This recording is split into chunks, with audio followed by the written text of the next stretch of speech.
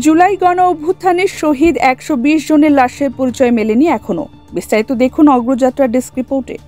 বৈষম্য বিরোধী ছাত্র জনতার জুলাই আগস্ট গণ অভ্যুত্থানে নিহত অনেকে এখনও অজ্ঞাত পরিচয় হিসেবে সমাহিত।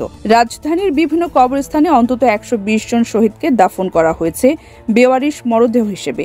কেউ তাদের ঠিকানা, নাম বা পরিবারের সন্ধান পায়নি। গণ অভ্যুত্থানের শহীদদের স্মরণে দেশের বিভিন্ন স্থানে স্মৃতিফলক নির্মাণের ঘোষণা দিয়েছে জুলাই স্মৃতি ফাউন্ডেশন। তবে বেওয়ারিশ কবরস্থ শহীদদের নাম অন্তর্ভুক্ত করার কোনো উদ্যোগ নেওয়া হয়নি বলে অভিযোগ উঠেছে। যদিও মুক্তিযুদ্ধ বিষয়ক মন্ত্রণালয় বলছে, বেওয়ারিশ হিসেবে দাফন হওয়া শহীদের লাশ শনাক্তের সরকার একটি কমিটি গঠন করার উদ্যোগ নিয়েছে। শিগগিরই কমিটি বেওয়ারিশ লাশ শনাক্তের কার্যক্রম শুরু করবে। জানতে চাইলে মুক্তিযুদ্ধ বিষয়ক মন্ত্রণালয়ের জুলাই গণ অভ্যুত্থান শাখার দায়িত্বপ্রাপ্ত কর্মকর্তা মোহাম্মদ ফারুক হোসেন বলেন, জুলাই গণ অভ্যুত্থানে বেওয়ারিশ হিসেবে দাফন হওয়া শহীদদের লাশ শনাক্তে একটি কমিটি গঠন করা হবে। এই কমিটি বিষয়গুলো তদন্ত করে একটি প্রতিবেদন জমা দেবে। প্রতিবেদনের আলোকে পরবর্তী কার্যক্রম পরিচালিত হবে। ২০২৪ সালের ১৬ জুলাই থেকে ৫ আগস্ট পর্যন্ত স্বৈরাচার বিরোধী আন্দোলনে রাজধানী ঢাকা সহ দেশের বিভিন্ন স্থানের শিক্ষার্থী, শ্রমজীবী ও সাধারণ মানুষের বিক্ষোভ ছড়িয়ে পড়ে। এই আন্দোলনে ছাত্রলীগ, যুবলীগ, স্বেচ্ছাসেবক লীগ এবং আইন শৃঙ্খলা বাহিনীর গুলিতে বহু আন্দোলনকারী প্রাণ হারান। আন্দোলনকারীদের দাবি, সেসব শহীদের অধিকাংশই ছিলেন নিরস্ত্র, যারা গণতন্ত্র, ন্যায্যতা ও নিজের অধিকার রক্ষায় রাস্তায় নেমেছিলেন। আন্দোলনে প্রায় হাজারখানেক ছাত্র জনতার শহীদ হয়েছেন। তাদের মধ্যে ৮৩৪ জনের নাম গেজেটভুক্ত করা হলেও এখনও ১২০ জন বেওয়ারিশ হিসেবে রয়েছেন। গণ অভ্যুত্থানে বিভিন্ন সময় নিহত লাশগুলো ঢাকা মেডিকেল কলেজ হাসপাতাল, মিটফোর্ড, সোহরাওয়ার্দী হাসপাতাল সহ বিভিন্ন চিকিৎসা কেন্দ্র ও মর্গ থেকে গুম করার চেষ্টা করেছিল তৎকালীন আওয়ামী লীগ সরকার। সেই চেষ্টার অংশ হিসেবে অনেকগুলো লাশ তড়িঘড়ি করে দাফন করা হয়েছিল। এছাড়া আগুনে পুড়ে যাওয়া অনেকের লাশও শনাক্ত করা সম্ভব হয়নি।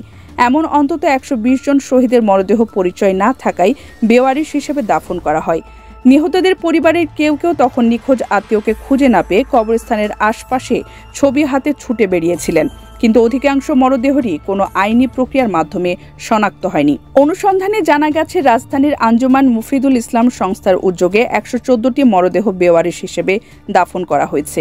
এই লাশগুলো রায়ের বাজারে দাফন করা হয়েছে। প্রতিটি কবরের পাশে বাঁশের টুকরো আছে, কিন্তু কোনো স্বীকৃত নাম ফলক নেই।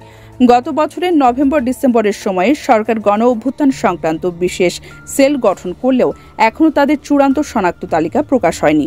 রায়ের বাজার কবরস্থানে কর্মরত এক ব্যক্তির নাম প্রকাশ না করার শর্তে বলেন, এ পর্যন্ত ১১৪টি মরদেহ এখানে দাফন হয়েছে।